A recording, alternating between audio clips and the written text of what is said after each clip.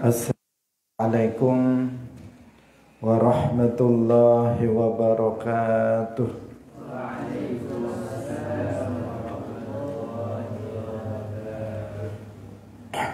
Alhamdulillahi rabbil alamin. Lahul ni'matu wa lahul fadlu wa lahul thana'ul hasan. Wassalawatullahil barrir rahim wal malaikatil muqarrabin ala sayyidina wa maulana Muhammadin wa ala alihi wa ashabihi at-tayyibin at-tahirin. Allahumma la sahla illa ma ja'altahu sahla wa anta taj'alul hazna idza syi'ta sahla. Allahumma arzuqna al-ikhlasa fi niyyati wal qawli wal amal wa ba'du. Ila nabiyil mustafa sallallahu alaihi wasallam wa ikhwanihi minal anbiya'i wal mursalin wasyuhada'i was salihin, khususan ila sultanil awliya Syekh Abdul Qadir Al-Jilani wa Syekh Ahmad Ar-Rifai wa Syekh Bahaidin Naqsyabandi wa Syekh Abdullah Al-Harari wa ila arwahi muassis jam'iyyati Nahdlatul Ulama Syekh Muhammad Hashim Ash'ari wa Syekh Bisri Sansuri wa Syekh Abdul Wahhab Hasbuh wa ila arwahi jami'i ahli al-qubur minal muslimin wal muslimat. Al-Fatihah. A'udzu billahi minasy syaithanir rajim. Bismillahirrahmanirrahim. Alhamdulillahi rabbil alamin. Ar-Rahmanir Rahim. Maliki yaumiddin. Iyyaka na'budu wa iyyaka nasta'in. Ihdinas siratal mustaqim. Siratal ladzina an'amta 'alaihim ghairil maghdubi 'alaihim waladdallin. Amin. Hadirin hadirat kaum muslimin muslimat, pemirsa Madu TV rahimakumullah. Alhamdulillah, kita bersyukur kepada Allah Subhanahu wa taala.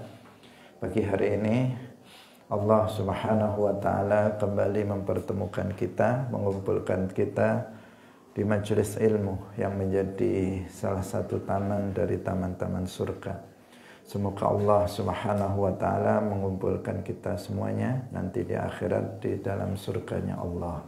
Amin ya rabbal alamin. Salawat dan salam semoga tetap terlimpahkan kepada Nabi Agung Nabi Muhammad sallallahu alaihi wasallam, para sahabatnya, keluarganya, serta seluruh umat Islam yang mengikuti beliau ila yaumil qiyamah. Kita ikhlaskan niat kita masing-masing, kita ngaji lillahi ta'ala. Kita baca terlebih dahulu surat Abasa. A'udzu billahi minasy syaithanir rajim. Bismillahirrahmanirrahim. Abasa wa tawalla an ja'ahul a'ma wa ma yudrika la'allahu yazzakka aw yadhakkaru fatanfa'ahu adh-dhikra amma man istaghna fa anta lahu tasadda wa ma 'alaika alla yazzakka wa amma man ja'aka yas'a wa huwa yakhsha fa anta 'anhu talaha kalla innaha tadhkirah faman syaa'a dzakarah fi suhufin mukarramah marfu'atin mutahharah بأيدي سفرة كرام بررة قتل الإنسان ما أكفره من أي شيء خلقه من نطفة خلقه فقدره ثم السبيل يسره ثم أماته فأقبره ثم إذا شاء أنشره كلا لما يقض ما أمره فلينظر الإنسان إلى طعامه أنا صببنا الماء صبا ثم شققنا الأرض شقا فأنبتنا فيها حبا وعنبا وقضبا وزيتونا ونخلا وحدائق غلبا وفاكهة وأبا متاعا لكم ولأنعامكم فإذا جاءت الصاخة يوم يفر المرء من أخيه وأمه وأبيه وصاحبته وبنيه لكل امرئ منهم يومئذ شأن يغنيه وجوه يومئذ مسفرة ضاحكة مستبشرة ووجوه يومئذ عليها غبرة ترهقها قترة أولئك هم الكفرة الفجرة. Hadirin hadirat kaum muslimin muslimat pemirsa Maru TV rahimakumullah. Mari kita lanjutkan pengajian tafsir juz Ammah yang kita masih berada pada penjelasan penafsiran surah Abasa di bagian akhir. Qala Allah Ta'ala fa idza ja'atis sakhah yawma yafirrul mar'u min akhihi wa ummihi wa abihi wa sahibatihi wa banihi likulli imri'in minhum yawma idzin sya'nun yughnihi fa idza ja'atis sakhah maka kalane wis teka apa as-sakhatu wa hiya lan utawi as-sakhah iku as-sayhatu tupan sangkakala asaniatu kang kaping pindho utawa teriakan kang kaping pindho. Yauma yafirrul mar'u min akhihi wa ummihi wa abihi. Yauma ing dalem dina yafirru padha mlayu sapa al mar'u wong min akhihi saking sedulure wong wa ummihi lan ibune wong atau al mar'u wa abihi lan bapake al mar'u wa sahibatihi lan bojo wadone al mar'u wa banihi lan anake al mar'u. Al makna utawi maknane la itu ora mengo sapa al insanu manungsa li ahadin wong suci min aqaribihi saking pira-pira kerabate ahad marang kerabate insan dino gitu ya.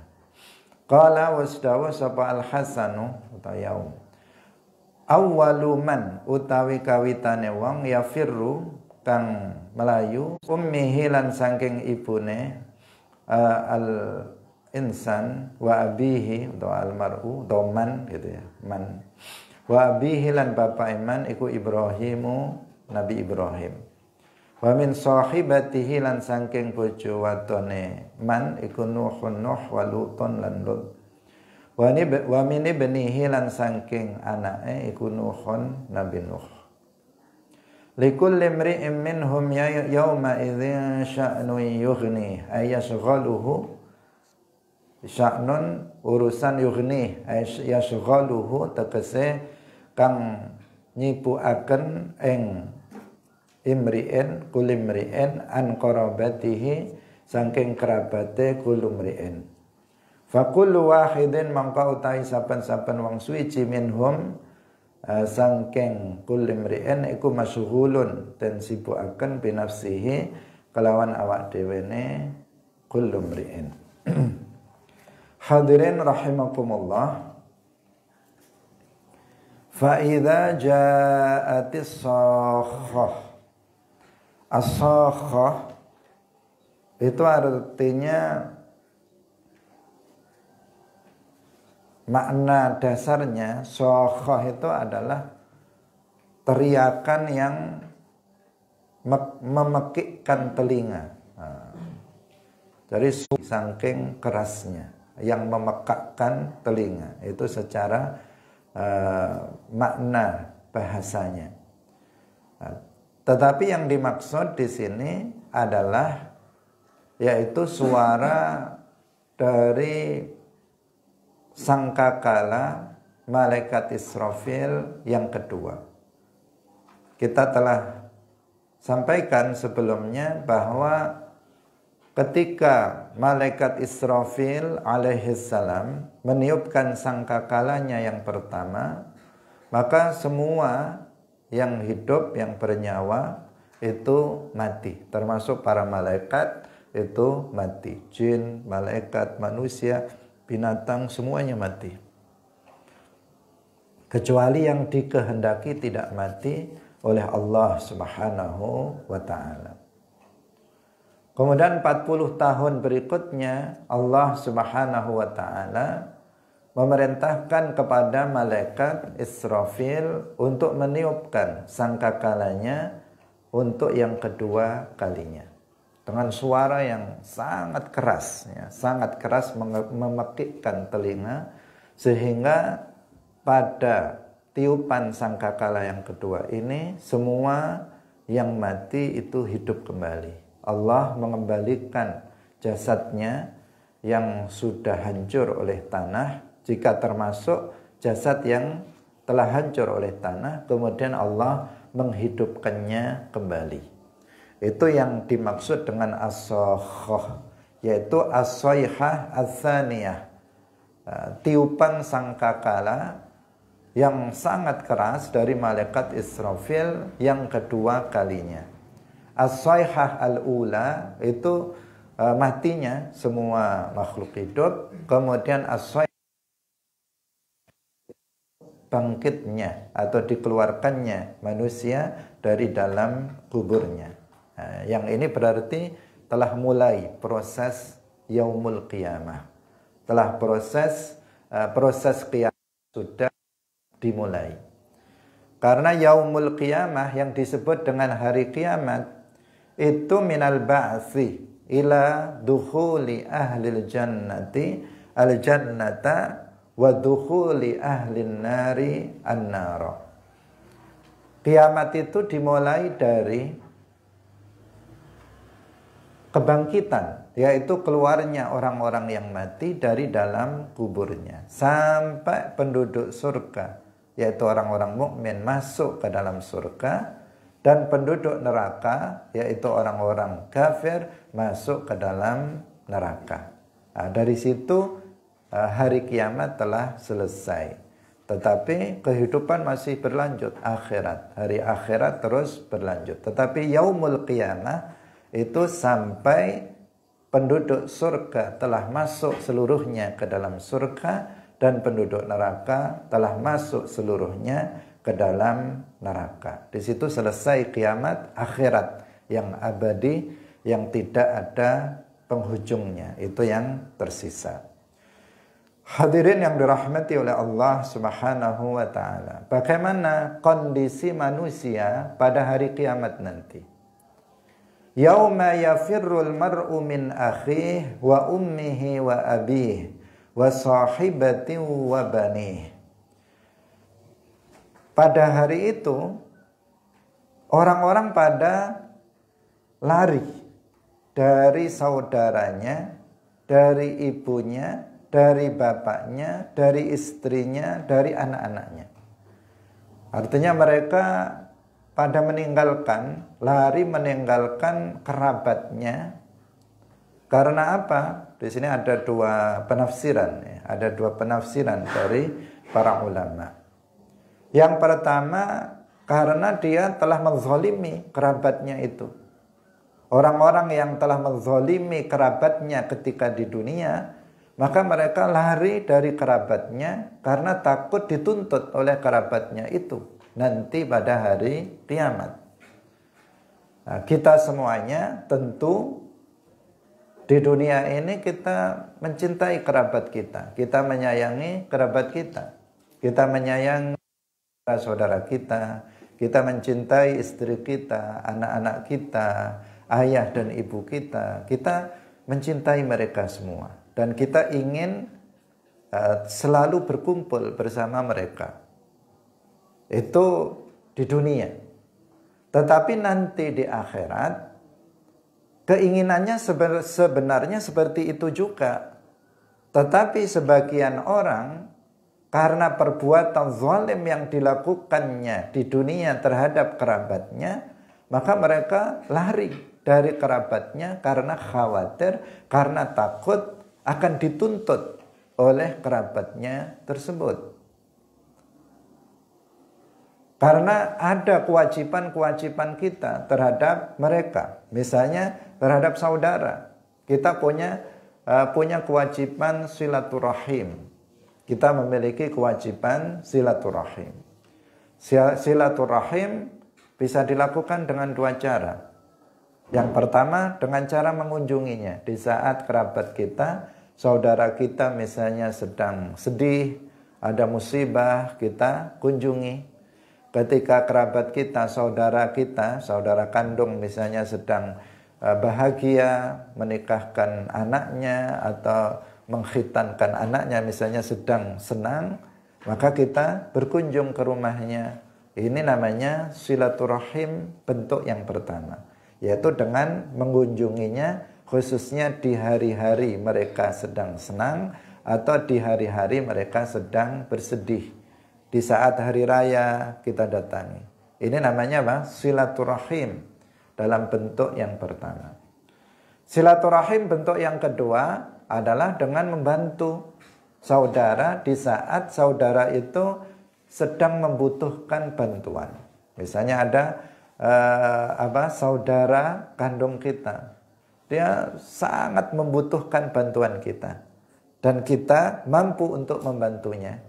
Maka kita berkewajiban membantunya. Jika kita tidak membantunya, maka berarti kita telah memutus silaturahim dan itu tergolong sebagai dosa besar. Berarti dia telah melakukan kezaliman kepada saudaranya sendiri. Dan nanti pada hari kiamat, jika dia memutus silaturahim, maka dia akan lari dari orang tersebut, dari kerabatnya, dari saudaranya itu. Kenapa? Karena dia takut kalau dituntut oleh kerabatnya tersebut. Nah, karena ketika di dunia dia tidak menjalankan kewajibannya sebagai seorang saudara yang berkewajiban untuk silaturahim. Contohnya, atau min ummihi wa abih. Seorang anak dia memiliki kewajiban kepada kedua orang tuanya. Memiliki kewajiban untuk birrul walidain, untuk berbakti kepada kedua orang tuanya. Tidak boleh bagi seorang anak untuk menyakiti kedua orang tuanya, baik dengan tangannya, kakinya ataupun dengan lisannya. Dengan rasa sakit yang sangat. Itu tidak diperbolehkan karena itu sebagai bentuk dari uququl walidain. Dan itu kezaliman seorang anak kepada kedua orang tuanya. Atau di saat orang tuanya sangat membutuhkan bantuan untuk makan misalnya, atau untuk pakaian. Kemudian si anak mampu dan tidak mau membantunya, memberikan nafkah kepadanya, maka anak juga telah melakukan kezaliman kepada kedua orang tuanya. Maka di akhirat dia akan lari dari kedua orang tuanya, dari ayah dan ibunya, karena dia telah berbuat zalim kepada keduanya dan dia takut nanti dituntut oleh bapaknya, dituntut oleh ibunya karena dia telah menzaliminya ketika di dunia. Nah, karena itu kita harus hati-hati, jangan menzalimi kerabat kita, jangan menzalimi orang-orang yang kita cintai, jangan menzalimi orang-orang yang kita sayangi di dunia ini, karena nanti di akhirat yang semestinya kita menginginkan bisa hidup bahagia bersama dalam kehidupan akhirat yang abadi, tetapi justru nanti yang akan terjadi adalah sebaliknya. Wa sahibatihi wa banih. Wa sahibatihi wa banih. Kemudian akan lari dari siapa? Dari istrinya. Karena istrinya dia tidak memberikan nafkah kepada istrinya. Dia berbuat zalim kepada istrinya. Dia berlaku kasar terhadap istrinya, melakukan KDRT misalnya, atau dia tidak mengajari istrinya ilmu-ilmu agama yang fardu ain. Dia menikah dengan seorang perempuan yang bodoh terhadap ilmu agama. Maka ada kewajiban seorang suami mengajarinya ilmu-ilmu agama yang fardu ain. Ketika suami tidak melakukan itu, maka dia telah berbuat zalim kepada istrinya.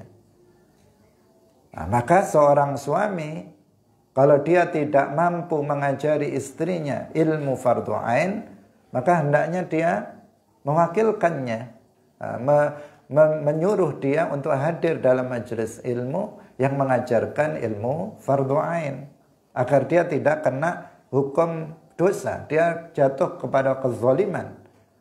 Karena jika seorang suami menzalimi istrinya, maka nanti di akhirat dia juga akan lari dari istrinya karena takut akan dituntut oleh istrinya tersebut. Wabani, demikian juga anak-anak.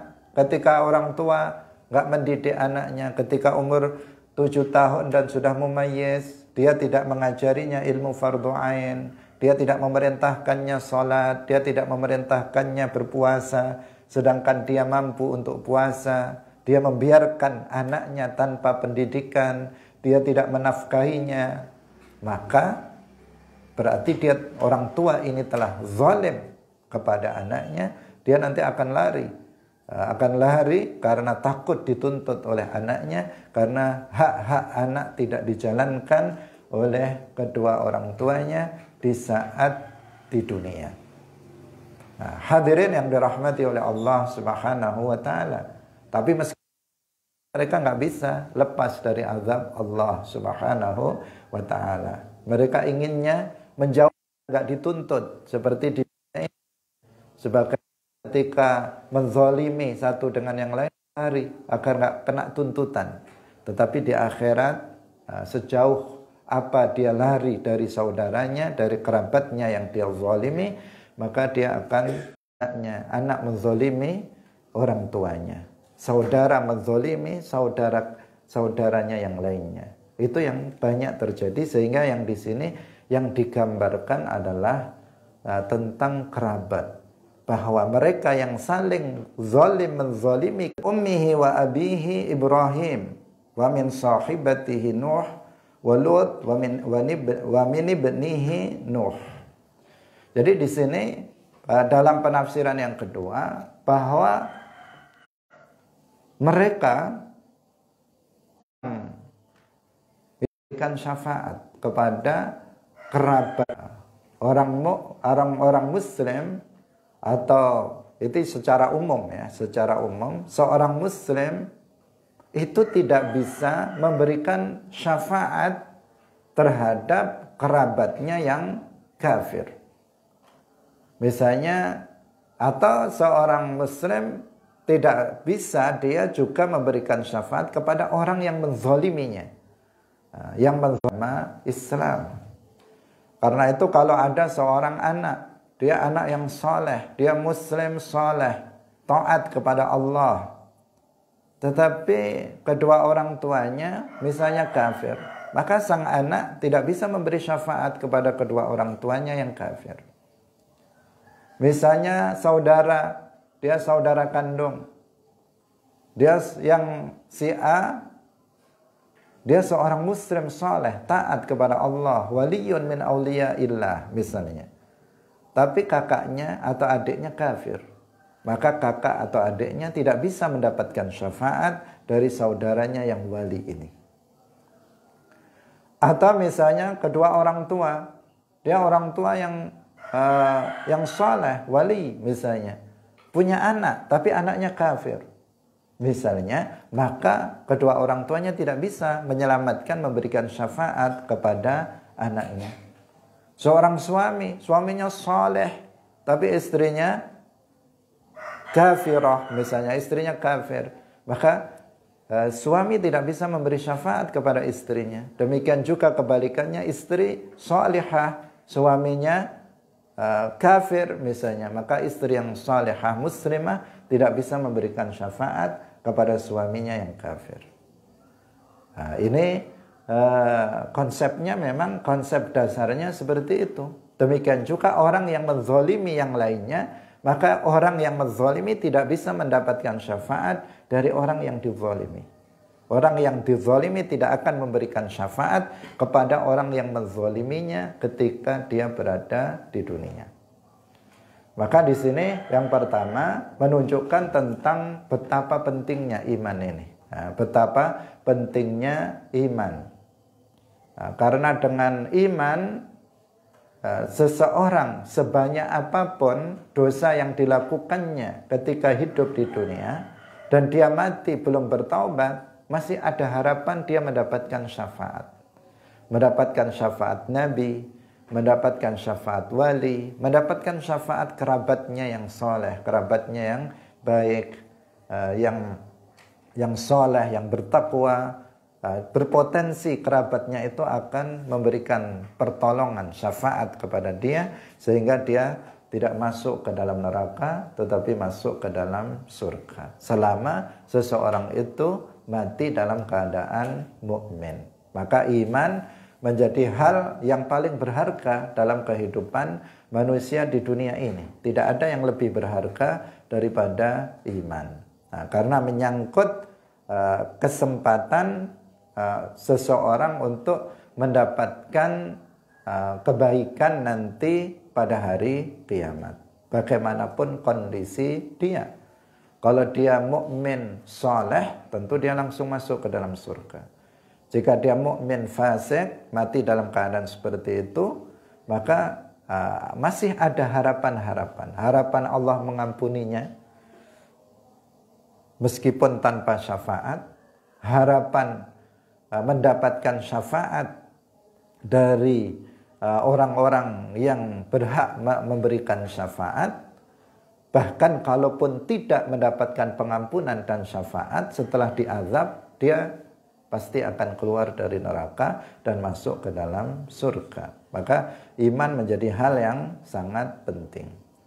Kemudian yang kedua, karena itulah maka kita pastikan kerabat kita itu semuanya mukmin muslim.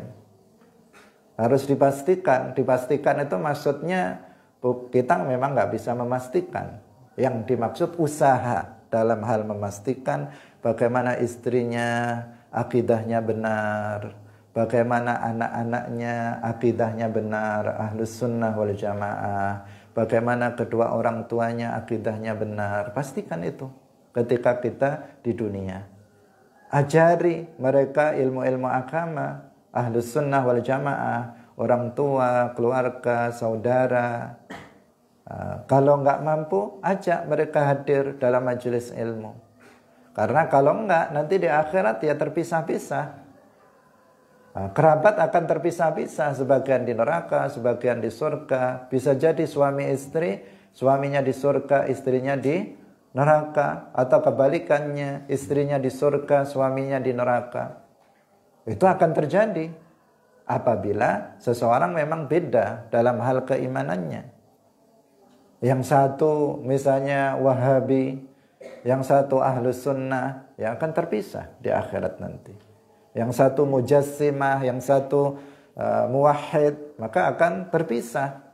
Siapapun itu, suami istri, orang tua dan anak, atau misalnya saudara kandung, akan terpisah di akhirat apabila mereka itu tidak satu akidah. Maka penting sekali bagi kita di saat kita di dunia memperhatikan kerabat kita. Jangan biarkan kerabat kita, istri kita, anak-anak kita nggak paham ilmu agama, nggak paham tentang masalah akidah yang benar. Kasihan. Terutama kalian misalnya ada orang tuanya nggak paham tentang akidah Ahlus Sunnah wal Jamaah. Segera ajari mereka akidah Ahlus Sunnah wal Jamaah agar mereka bisa bersama kita nanti di akhirat di dalam surga. Karena kalau enggak, kita sangat mencintai kedua orang tua kita, tetapi di saat nanti di akhirat ternyata mereka di neraka. Tentu itu semua kita tidak menghendaki hal yang seperti itu. Suami istri saling mencintai, kadang nggak mau dipisahkan di dunia ini, tetapi nanti di akhirat jika beda akidah maka akan terpisah. Kalau dia misalnya istrinya dia muslimah salihah berakidah Ahlus Sunnah wal Jamaah, maka di dalam surga dia akan dapat suami yang lain. Dia akan dinikahkan dengan laki-laki juga dari kalangan manusia. Yang suami yang kafir udah dicampakkan di dalam neraka, diazab di dasar neraka jahanam. Atau sebaliknya, istrinya yang yang kafirah, maka suaminya akan menikah dengan perempuan lain yang juga dari kalangan manusia. Sementara istri yang kafir akan diazab di dasar neraka jahanam. Karena itulah maka di sini dikatakan pertama kali yang nanti lari dari saudaranya itu Habil. Habil nggak bisa memberi syafaat kepada Qabil. Karena Qabil sudah menzalimi Habil. Qabil telah membunuh Habil, meskipun Qabil ini muslim, dia muslim seperti yang kita katakan kemarin, tetapi dia berbuat zalim terhadap saudaranya. Maka Habil tinggalkan Qabil, Habil tidak memberikan syafaat kepada Qabil. Kemudian yang kedua, pertama kali yang nanti meninggalkan ayah dan ibunya Nabi Ibrahim alaihissalam. Nabi Ibrahim alaihissalam seorang nabi, seorang rasul, tetapi ayahnya kafir. Pembuat berhala, dia menyembah berhala, bapaknya, ibunya juga sama dengan bapaknya, keduanya kafir. Maka Nabi Ibrahim nanti akan tinggalkan bapak ibunya. Ditinggalkan. Kenapa? Bapak ibunya kafir. Dan seorang anak yang meskipun dia nabi, meskipun dia rasul, tapi kalau ayah dan ibunya itu kafir, maka anak itu nggak bisa memberikan syafaat kepada bapak dan ibunya. Kemudian yang pertama kali nanti akan lari dari istrinya, maksudnya tidak memberikan syafaat terhadap istrinya, Nabi Nuh dan Nabi Lot alaihissalam. Kita tahu istri Nabi Nuh alaihissalam kafirah. Bahkan termasuk orang yang pertama kali atau orang yang terdepan menentang Nabi Nuh, menentang dakwah Nabi Nuh alaihissalam. Istrinya sendiri menentang dakwahnya Nabi Nuh alaihissalam. Demikian juga Nabi Lot alaihissalam. Istrinya kafirah menentang dakwahnya Nabi Lot alaihissalam. Sampai mati, mereka mati dalam keadaan kafir. Maka di akhirat Nabi Nuh nggak akan bisa memberikan syafaat kepada istrinya. Demikian juga Nabi Lot alaihissalam akan lari dari istrinya dengan pengertian mereka nggak akan bisa menolongnya. Istri-istri mereka akan masuk ke dalam neraka. Wa min ibnih Nuh, dari anaknya Itu Nabi Nuh alaihissalam, karena ada salah satu putra beliau, anak beliau namanya Kan'an. Kan'an ini kafir. Sudah dalam kondisi banjir bandang, diminta masuk Islam pun dia tidak mau. Dia tetap bertahan dalam kekufurannya sampai mati. Maka Nabi Nuh alaihissalam tidak akan bisa memberikan syafaat kepada anaknya tersebut. Maka kita ketika di dunia ini nggak bisa seseorang itu membanggakan keluarganya, sekedar membanggakan keluarganya. Apabila dia tidak kemudian dia tidak belajar ilmu agama, tidak beriman dengan iman yang benar. Meskipun kakeknya wali, meskipun bapaknya wali, tetapi kalau dia itu tidak beriman dengan iman yang benar berdasarkan akidah Ahlus Sunnah, maka di akhirat tidak akan bisa mendapatkan syafaat kedua orang tuanya. Inilah makna dari yauma yafirrul mar'u min akhih wa ummihi wa abih wa sahibatihi wa banih. Likulli imri'in minhum yawma idzin sya'nu yughnih. Jadi setiap orang di antara mereka nanti itu tersibukkan oleh dirinya sendiri, sehingga mereka itu tidak mengurus kerabatnya. Tidak mengurus kerabatnya. Tapi ini siapa? Ini tadi orang yang saling menzalimi. Orang yang saling menzalimi. Tetapi para atqiya, orang-orang yang bertakwa, orang-orang soleh, maka mereka akan bersama. Mereka akan bersama di dalam surga dan mereka akan bahagia bersama. Ketika seorang pasangan suami istri sama-sama muslimah, muslimah, solehah, maka dia akan tetap bersama. Di dunia bersama, di akhirat dia akan bersama. Tidak saling lari satu dengan yang lainnya, karena mereka tidak saling menzolimi satu dengan yang lainnya. Suami akan bisa menolong istrinya, istri juga akan bisa menolong suaminya, manakala di antara keduanya itu satu akidah. Demikian juga anak-anak, ketika dalam sebuah keluarga suaminya taqi, orang yang bertakwa, saleh, istrinya salehah, anak-anaknya salehah, akan berkumpul semuanya. Akan berkumpul semuanya akan akan mendapatkan kehidupan yang bahagia nanti di akhirat yang abadi di dalam surga. Itu siapa? Keluarga yang mereka dalam diikat atau disatukan dalam akidah yang benar, akidah Ahlus Sunnah wal Jamaah. Ini yang perlu ya, sangat perlu menjadi peringatan bagi kita semuanya. Karena banyak sekali orang itu tidak peduli dengan keluarganya. Banyak sekali orang tidak peduli dengan keluarganya. Banyak seorang ayah yang difikirkan hanya bagaimana memberikan nafkah, mencarikan uang, mencarikan kebutuhan duniawi. Itu yang difikirkan. Bagaimana anaknya bisa makan, istrinya bisa makan, bagaimana bisa beli rumah, bisa beli mobil, beli sepeda dan sebagainya. Itu yang difikirkan setiap hari, tanpa dia memikirkan bagaimana akidahnya, bagaimana ilmu fardu ainnya, anaknya sudahkah dididik dengan pendidikan yang benar.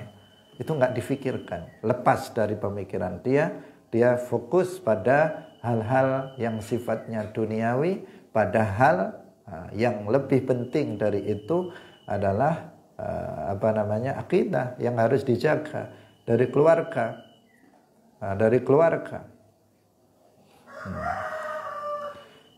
Apalagi para santri misalnya, setelah mengetahui, setelah belajar ilmu agama, kemudian mendapati kedua orang tuanya ternyata belum belajar dengan benar, maka diarahkan bagaimana bisa belajar dengan benar. Ilmu fardhu ain jika belum dipelajari. Itu semuanya adalah tanda cinta seseorang kepada kerabatnya. Karena kehidupan yang sebenarnya adalah kehidupan akhirat. Itu kehidupan yang abadi. Sementara kehidupan di dunia hanya sebentar saja. Untuk apa berkumpul sebentar di dunia, kemudian akan terpisah selama-lamanya di akhirat. Maka semua kita harus muhasabah, harus kita mengkoreksi diri kita sendiri, mengevaluasi diri kita sendiri, bagaimana kita dan bagaimana keluarga kita. Jangan sampai nanti di akhirat akan tercerai-berai.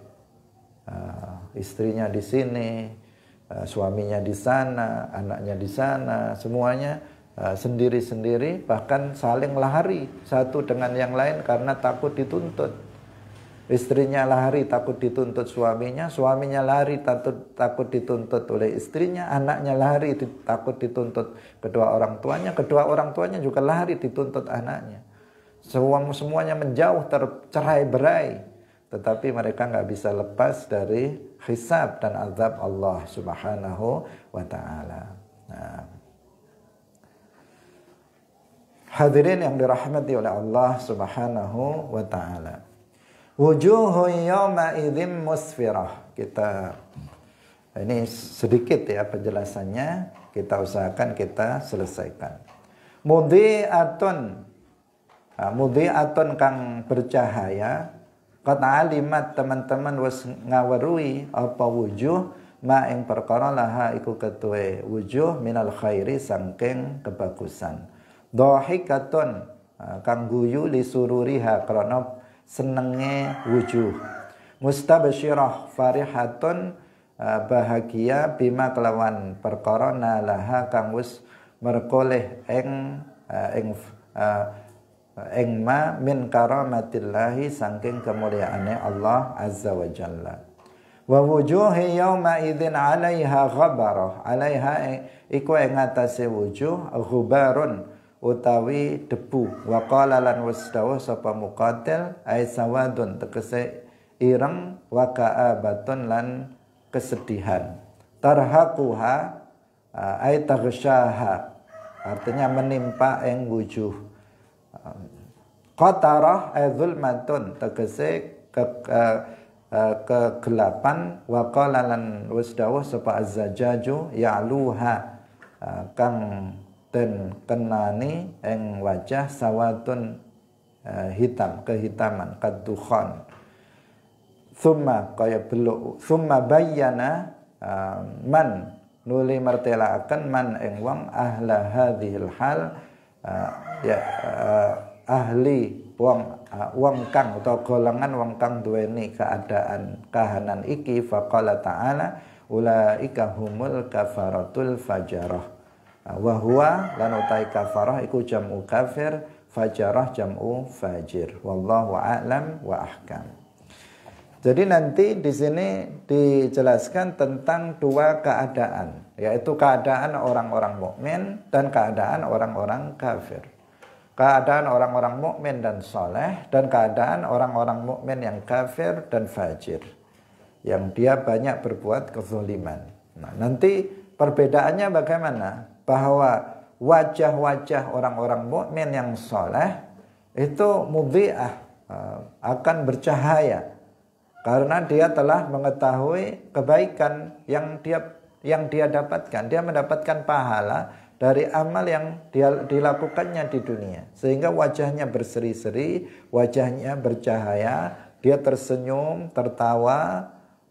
Karena bahagia Allah memuliakan dirinya dengan dimasukkan ke dalam surga.